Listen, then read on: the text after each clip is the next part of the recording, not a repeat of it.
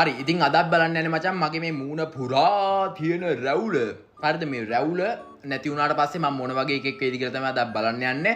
ඉතින් දැන් මේකට කමෙන්ට් දාන්න එපා තොපි ඇවිල්ලා දෙකේ වෙනසක් නැහැ. දෙකම එක වගේ ඒ කමෙන්ට් දාන්න එපා මේකට ඇවිල්ලා මොකද මම දන්නවා මගේ මූණ පුරා රැවුල නැහැ. මට තියෙන්නේ මේ කිරිමයිල්ට් එක කියලා මම දන්නවා හොඳටම හරිද? හැබැයි මේ ටිකත් නැති වුණාට පස්සේ මගේ ලොකු වෙනසක් තියෙනවා කියන එකත් මම හොඳටම දන්නවා. හරි අපි දැන් බලමු කීලේ වෙනස මොන වගේද කියලා.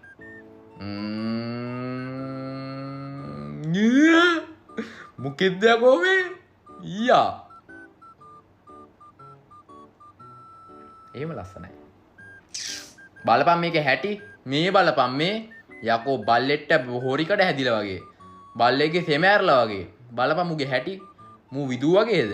නෑ. මූ විදු වගේ.